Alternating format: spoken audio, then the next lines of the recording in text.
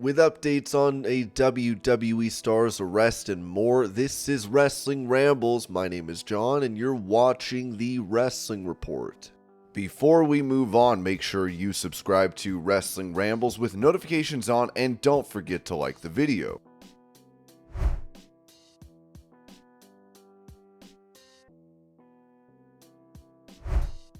Going over CM Punk's return to WWE following his departure from All Elite Wrestling, AEW star Satnam Singh told WrestleBinge, "Good luck for him, whatever he has a great opportunity in WWE, so good for him. Good luck for the future, good luck with everything. I'm really happy to see him over there again, so I hope he has a great opportunity over there. But whatever happened, that's not good, you know? It's not good for our team or our company. You have to stay down to earth, and you have to be nice to everyone. You have to be happy with everyone you know."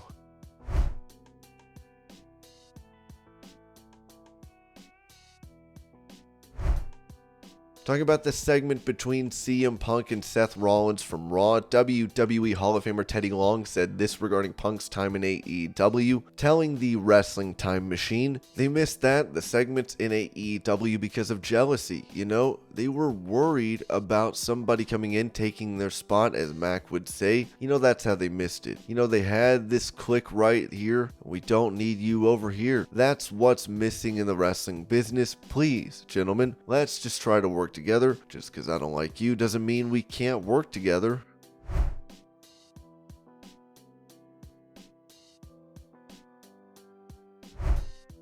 Revealing that he is ready to face Dominik Mysterio, CM Punk wrote on social media, "Watch me beat up Dirty Dominik. I've been wanting to punch this kid in the face since he was 8 years old. Now he's legal and I'm gonna destroy him."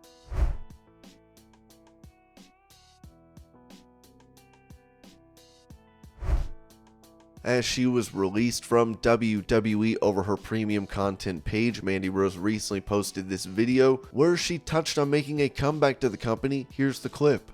What's up, everyone? I just want to send my regards to everyone out there that has been showing their support still to this day after it's been exactly a year to date of my WWE release.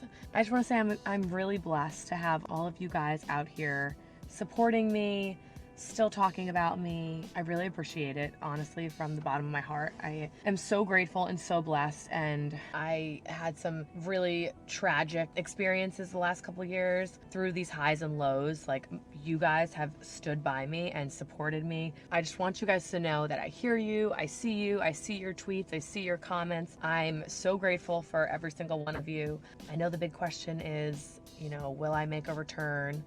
I don't know. Can't say I will, can't say I won't. I know that's a terrible answer, but I keep getting cut off. And of course, now I'm getting emotional. I was trying to just send a nice video out, but it's okay. You're right. Like, it's okay to be emotional. I just want to thank you all for all the love and support. You guys are so amazing. And I know my brother Richie is watching over me and blessing me with success and financial freedom that I never thought was even possible, and the fact that I'm able to help my family, and it's just been amazing. And now I'm a wreck, and yeah, I'm supposed to go into the mall, but I don't even know if I can. So thank you guys, love you all, and hopefully see you soon.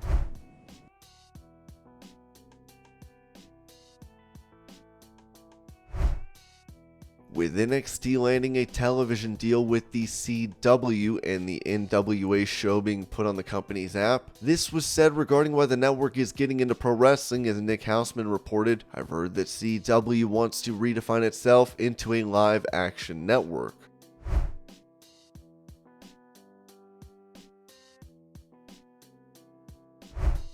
When it comes to a possible match between former WWE and UFC star Matt Riddle and internet celebrity turned boxer Jake Paul, Dave Meltzer said this in the Wrestling Observer newsletter. Matt Riddle and his rep spoke directly to Jake Paul of late regarding doing a match. Paul expressed no interest in facing Riddle under MMA rules, where Riddle would have the experience edge even though he hasn't been active or trained for fighting for years. Riddle was willing to do a boxing match, and at this point it's up to Paul's side, which obviously it always would be since he's the A side.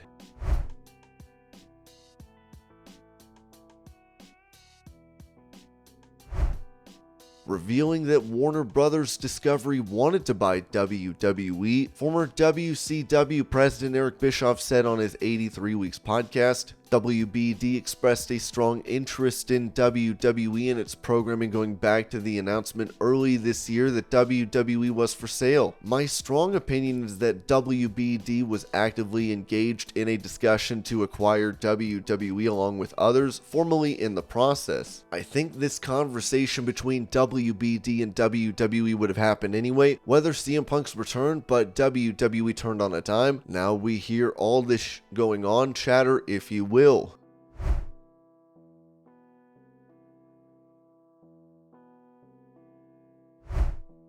For a recap and the latest information on WWE and AEW renewing their TV rights deals, Ringside News wrote that the renewals of WWE Raw and AEW rights are set to become two of the most pivotal stories in professional wrestling in the upcoming year. Right from the outset, industry experts had speculated about potential suitors for WWE Raw, including NBCU, USA, Disney, FX, Amazon Prime, and WBD. However, it was widely believed that WBD's affiliation with AEW made them a long shot, with reports circulating that WBD had dropped out of contention as of October. The signing of CM Punk seems to have breathed new life into the negotiations, as Endeavor's Mark Shapiro, along with Nick Khan and Paul Levesque, held a meeting with WBD recently. One report suggests that Punk played a significant role in the pitch, with the idea of him becoming a regular fixture on the Raw brand. The proposal also included strategies to boost merchandise sales, social media engagement, and recent show ratings. This turn of events has thrown the situation wide open, significantly affecting AEW, which has been engaged in discussions with WBD on various deals beyond just television rights, including potential streaming options. Additionally, WBD receives a share of AEW streaming pay-per-view revenue through Bleacher Report. Though not officially confirmed, there is speculation that WBD may have ownership stakes in AEW. Tony Khan has never denied this possibility, only stating that he retains 100% of the voting and decision-making power.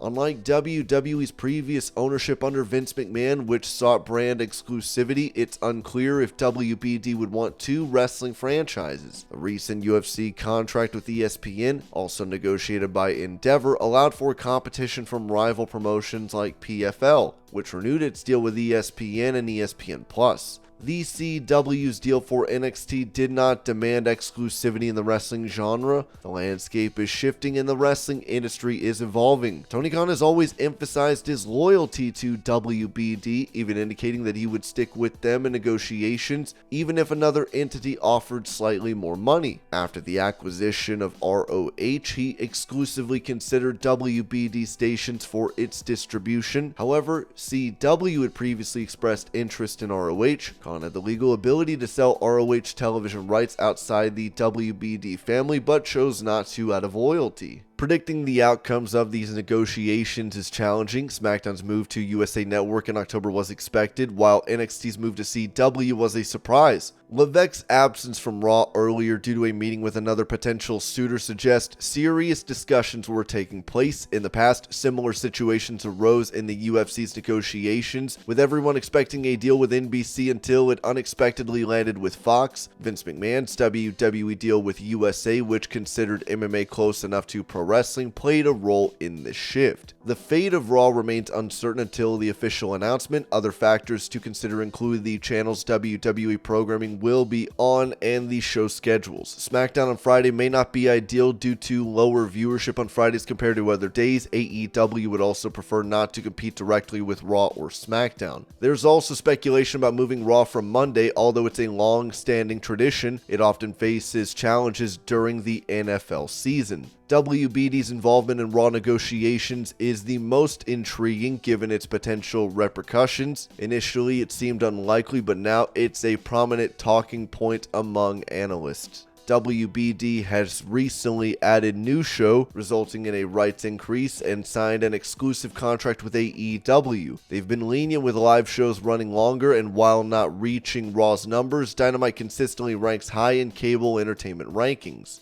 CM Punk's addition has boosted Raw's ratings potential, but the long-term impact remains uncertain. WWE aims for a substantial increase in Raw rights fees, while AEW Dynamite offers a cost-effective option for advertisers. Another key point is that a recent study found that the median income of Dynamite viewers is the highest among all wrestling shows in the United States, making it potentially more valuable to advertisers. In conclusion, the wrestling industry is currently in a state of flux with many variables at play. Factors like show schedules and the value of having a top-rated non-sports show in a network's portfolio must be considered. While WWE seeks a significant increase in Raw rights, AEW Dynamite remains a cost-effective alternative for advertisers. Regarding rumors of WWE's deal with Warner Bros. Discovery, it may impact AEW's future on TNT or TBS. The situation is currently unclear, and only time will tell the ultimate outcome.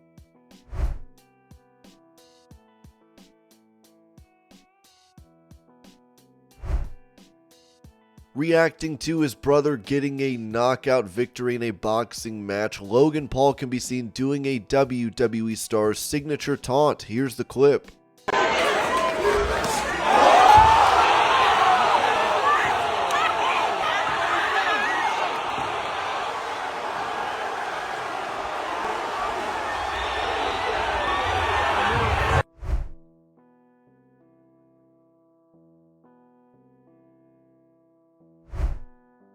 Speaking about how promos in AEW are unscripted, former AEW World Champion Chris Jericho told Fox 4, "I think it's just a little bit more freewheeling, a little more Wild West. We're kind of more in control of our own destinies here. There's not a lot of outside input into what we're doing, which in some ways is good, in some ways it's not so good. It depends on the performer, on the wrestler, but I think that people can feel that when they watch, it's a little bit more of a party type of vibe. A little bit more wacky, a little more crazy, which equals more fun. I think that's something that you can always say about AEW is that it does go against the grain a little bit. It is a little bit more of a vigilante, a little more maverick, which makes it a little more exciting.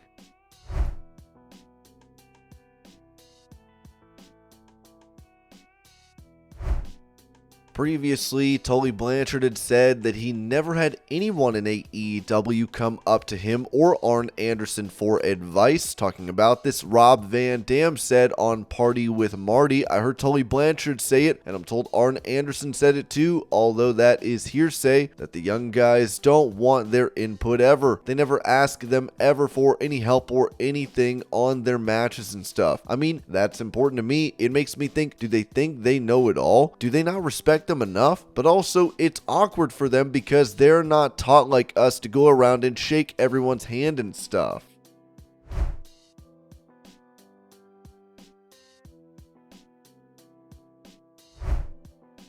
It looks as though WWE had thought about changing Randy Orton's entrance music for the December 8th SmackDown. As Fightful noted, Randy Orton's theme song very could have had a change or an adjustment of late. We're told that Orton and management talked over the potential change before the show, and it was ultimately shot down. Those that Brennan spoke with say that it was not the new Rev Theory version, and it had no music off the top and limited lyrics.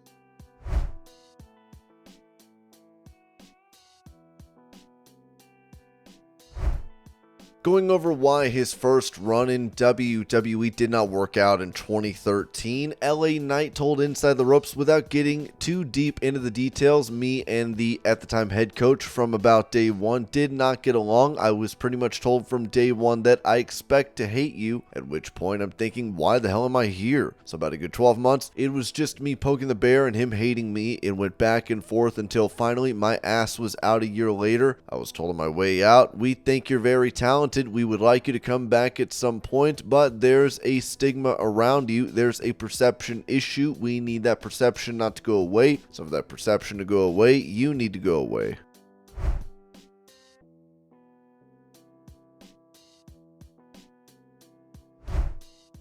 It seems as though the CW was interested in having Ring of Honor on their lineup of programs, as House of Wrestling reported. Last month, House of Wrestling exclusively reported that AEW president and ROH owner Tony Khan passed on talks with the CW about bringing ROH to their network. His reasoning for passing on the talks was that he wanted to take ROH and AEW to the market together early in 2024 when AEW's TV rights became available. That means that Khan is yet to secure a new deal with Warner and is open to taking his content elsewhere.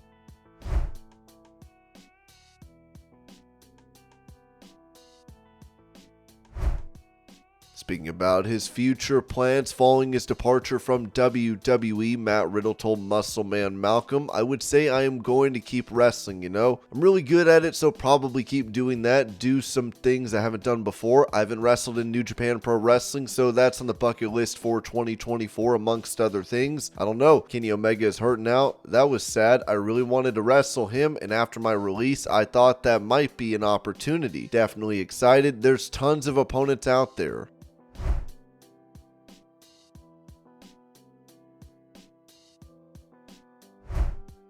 Asked if the Young Bucks had ever attempted to mend things with CM Punk and AEW, Sean Ross Sapp said on Fightful's Q&A podcast, "There had been no real track record of amends being made while Punk was on TV. Their friends were getting kicked out of Collision. I get it." Ringside News added, "About an eventual agreement between the two parties, it was noted that eventually it will happen. I think this WWE run will lead to some fences being mended with everything else."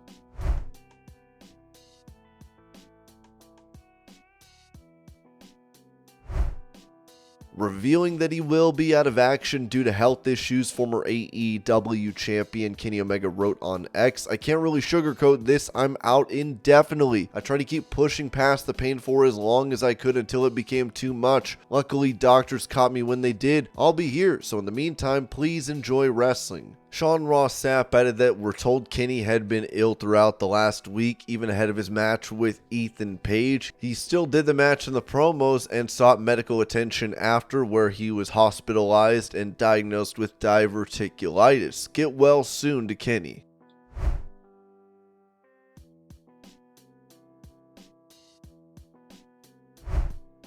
Noting that a pro wrestler was arrested and what led to this, Ringside News wrote, "The Laredo Morning Times reported that Texas-based independent wrestler ASF, real name Luis Antonio Garcia, who is 26, was arrested on December 6th for online solicitation of a minor under 14, a second-degree felony, and displaying harmful material to a minor." The arrest report notes that Garcia allegedly sent explicit photos via Facebook several years ago to a fan, then 11, who had messaged him to wish him good luck on a match. Garcia also allegedly sent photos via Snapchat. According to the report, Garcia was brought in by authorities on December 6th for questioning and initially claimed that the girl's boyfriend had made up the accusations against him. When asked whether he had sent the girl a photo of his genitalia, he reportedly stated, "My answer is I'm not sure. I have nothing to tell you. It was a stupid mistake." Garcia, as ASF, last wrestled in September. He had made appearances for GCW, but the promotion and others stopped using him in January 2023. Around the same period, allegations of improper behavior by Laredo began spreading within professional wrestling circles. Of late, he had been wrestling only for Laredo independent promotion Lucha Maniacs. Garcia is currently out on bond.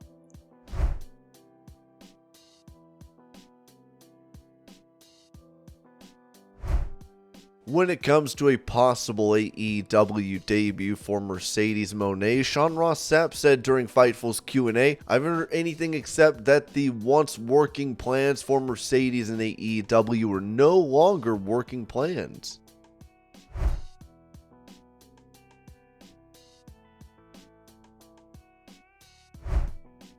Yesterday, it was reported that Liv Morgan was arrested in Sumter County, Florida after a traffic stop for possession of marijuana not exceeding 20 grams and potential possession of synthetic cannabinoids at 6:30 p.m. of the 15th. Ringside News added that the arrest transpired after a sheriff's deputy observed the yellow Jeep she was driving crossing the delineation lines of a county road. The 29-year-old WWE superstar did not spend a lot of time behind bars at all. As outlined in the arrest report, when approached by a Sumter County deputy, Morgan's vehicle emitted the odor of marijuana. Inside Morgan's vehicle, authorities discovered a small plastic bag containing marijuana and a vape pen containing an oil-like substance. Subsequent testing confirmed the substance to be marijuana, as detailed in the arrest report. Subsequently, Morgan has already posted bail and was released last night at 10:04 p.m. Given WWE's substance abuse and testing policy, there could be ramifications within the company. As a part of it reads, any WWE talent who is arrested, convicted, or who admits to a violation of law relating to use, possession, purchase, sale, or distribution of drugs will be in material breach of his or her contract with WWE and subject to immediate dismissal. Ringside News additionally wrote that, according to PW Insider, Liv Morgan is scheduled to be arraigned on charges of possession of marijuana, not more than 20 grams,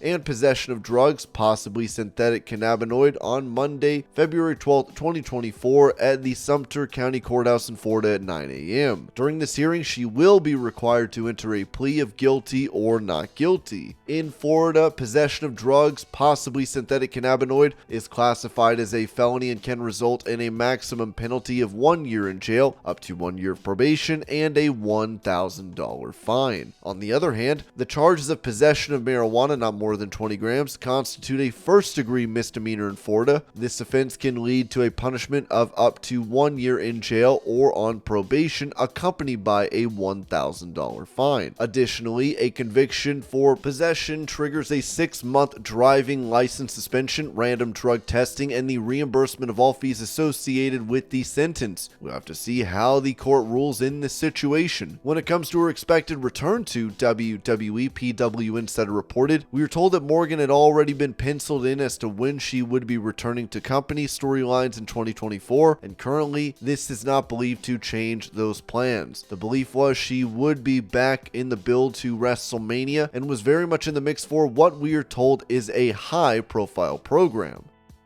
And this was your pro wrestling news update. I hope you're all having a great day. Thank you so much for watching, and I will see y'all later.